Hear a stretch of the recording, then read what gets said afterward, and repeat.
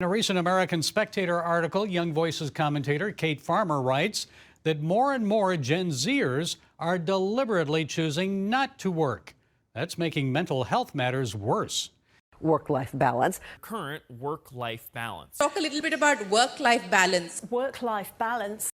Gak sedikit pekerja zaman sekarang yang milih work-life balance. Bahkan riset nunjukin kalau 68% milenial dan 81% Gen Z secara global ninggalin pekerjaan mereka untuk ngejar work-life balance. Artinya, mayoritas milih pekerjaan yang lebih stabil, yang diukur bukan hanya dari finansial, tapi juga kehidupan sosial dan kesehatan. Riset di Inggris juga nunjukin kalau setiap investasi sekitar 1 pound sterling di program yang dukung kesehatan mental bisa naikin pendapatan perusahaan sekitar 6,3 pound sterling melalui peningkatan produktivitas, pengurangan absen, dan retensi karyawan yang lebih rendah. Hal ini sejalan dengan riset CIPD di Inggris yang menyatakan kalau program tentang kesehatan mental bisa menurunkan presenteeism. Tapi pertanyaannya, kenapa orang zaman sekarang pengen banget work-life balance?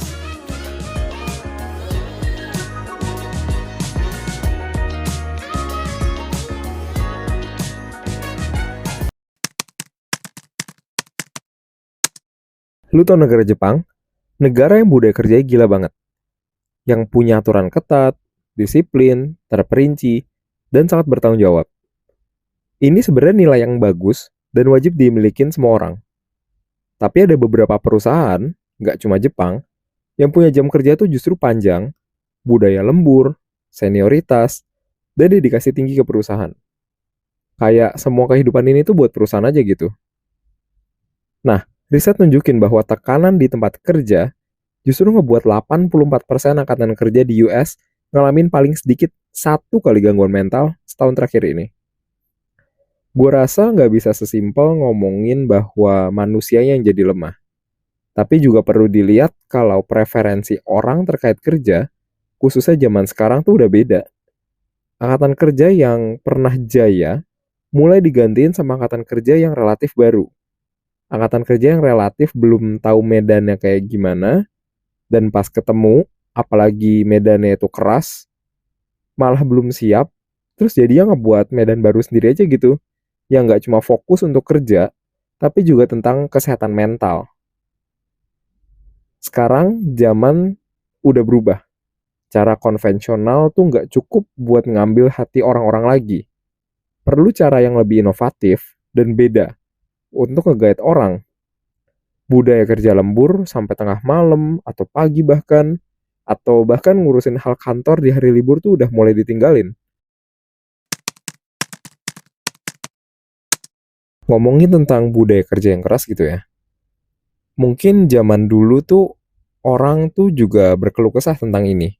Tapi nggak ada wadahnya buat nampung. Jadi ya disimpan sendiri aja gitu.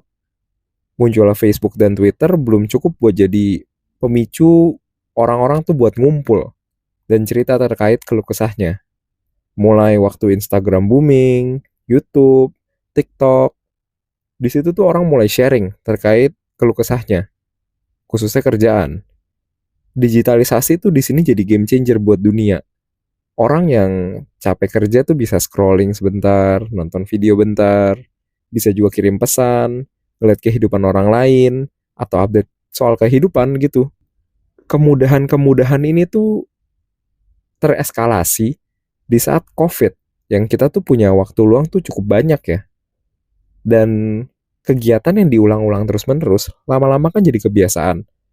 Nah, di sini tuh kebiasaan untuk scrolling, untuk ngelihat kehidupan orang lain, ngelihat update orang lain kayak gimana, itu tuh kebawa sampai pasca COVID ini. Dan hal ini tuh bisa jadi pemicu orang tuh buat pengen hidup yang lebih seimbang gitu. Yang nggak cuma melulu tentang kerja. Karena ya udah kerja capek-capek tapi orang lain kok kelihatannya lebih enak ya. Menurut gue sih nggak salah ya. Pengen punya mimpi, pengen punya kehidupan yang lebih baik gitu. Yang lebih nyaman kelihatannya. Tapi di sini tuh angkatan kerja tuh juga harus sadar menurut gue. Sadar kalau setiap industri tuh punya standarnya masing-masing. Hal yang nggak bisa dinego sama sekali. Kalau itu emang nggak cocok sama lu, ya masih banyak hal lain yang bisa dieksplor. Mau kerja di mana sama aja kok, sekalipun lu punya privilege. Kenapa demikian? Ya karena ada aja godaan pas lagi kerja. Tiba-tiba lu bisa mikir, enak ya kayaknya kalau bangun tidur jam segini gitu. Atau kayaknya enak gitu buat nonton nih jam segini, makan, ngopi, nyantai-nyantai gitu. Tapi lu coba lihat juga deh, bos-bos lu, teman-teman kerja lu, yang hidupnya udah enak gitu ya. Nggak sedikit di antara mereka yang pas mudanya tuh mati-matian juga kok. Ya kerja ya emang kayak gini, berusaha tampil terbaik, diomelin, bangun lagi, dipuji, coba lagi, terus-terusan aja kayak gitu. Kalau lu lihat temen lu ya, yang gajinya gede gitu, yang bisa beli ini itu, nggak ngutang, coba deh pikirin hal apa yang pernah mereka korbanin untuk dapetin pencapaiannya sekarang. Menurut gua, semua keputusan tuh berdampingan dengan hal yang akan terjadi ke depannya. Nah, makanya lu perlu perencanaan yang jelas, yang nggak main-main nih buat ngambil langkah selanjutnya. Gua nggak bilang kalau dunia kerja tuh kejam. Tapi kalau emang kejam, ya mungkin itu nggak cocok sama lu. Dunia tuh tempat yang indah kok kalau lu lihat dari sisi yang cocok sama lu. Sisi yang cocok dari segi perasaan, dari segi pandangan, orang-orangnya mungkin juga, hal yang lu sukain juga. Dan kerja mati-matian, itu tuh bisa berubah kok jadi karya yang lu banggain suatu saat nanti. Kalau lu juga puas, nggak cuma dengan hasil, tapi juga prosesnya. Dan selama proses menurut gua, lu emang perlu nyaman sih. Karena kalau lu nggak nyaman, lu nggak akan bisa perform baik gitu. Kalau emang nyaman lu tentang mental health, ya coba aja cari yang bisa dukung lu. Tapi kalau itu tentang karir, tentang bonus, atau tentang exposure gitu ya, coba aja cari. Banyak kok pasti, ada aja. Dan kerja di mana aja sama aja kok. Sama-sama keras juga. Tapi kalau lu enjoy jalanin ya, hari-hari itu bakal berasa lebih singkat.